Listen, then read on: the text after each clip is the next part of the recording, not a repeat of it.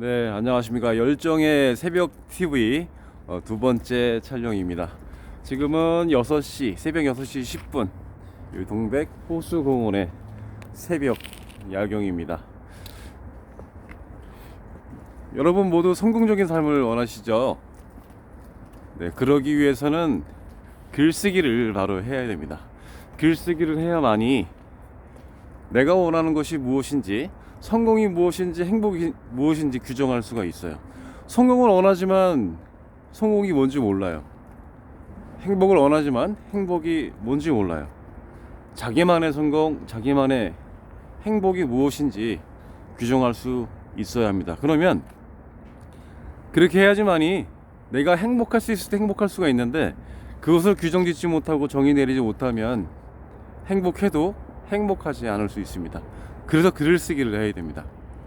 저 같은 경우는 글쓰기를 1년 넘게 매일 쓰고 있는데요, 굉장히 효과를 많이 보고 있습니다. 이 새벽에 출근하는 것도 새벽 글쓰기 효과라고 볼 수 있겠죠.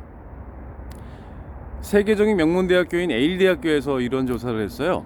1953년도에 졸업한 학생들을 대상으로 분명한 삶의 목표가 있는 학생이 얼마나 되는가를 조사했는데 67%는 아무런 목표를 갖고 있지 않았다고 합니다. 근데 그 중에 30%는 그래도 목표는 있지만 글로 쓴 목표를 갖고 있지 않았습니다. 근데 그 중에서 3%만이 글로 쓴 목표를 갖고 있었습니다. 그 이후에 20년이 지나서 이들을 추적 조사를 했습니다. 그러더니 글로 쓴 분명한 삶의 목표를 갖고 있는 그 3%가 나머지 97%를 모두 합친 것보다 더 많은 재산을 가졌다고 합니다. 뿐만 아니라 더 건강해지고 더 행복해 있는 상태였다고 합니다. 뭐 그건 당연한 얘기겠죠. 이러한 조사는 하버드 대학교에서도 있었던 적이 있습니다.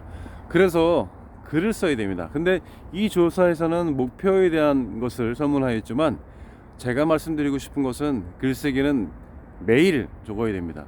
내가 오늘 살았던 것을 적는 것이 아니라, 그것도 좋지만 성공이 무엇인지, 행복이 무엇인지, 삶의 목표가 무엇인지, 대인관계, 습관, 행동, 모든 것에 대해서 자꾸 글을 기재하다 보면 내 삶이 훨씬 더 분명해집니다. 근데 그것이 내가 정한 것들이 삶의 이정표가 돼가지고 당신을 더 똑바로 나아가게 합니다. 그게 하나의 이정표가 되는 거죠. 처음엔 글쓰기가 좀 어렵겠지만 글을 쓰다 보면 생각이 스위치가 돼서 글을 쓸 수 있습니다.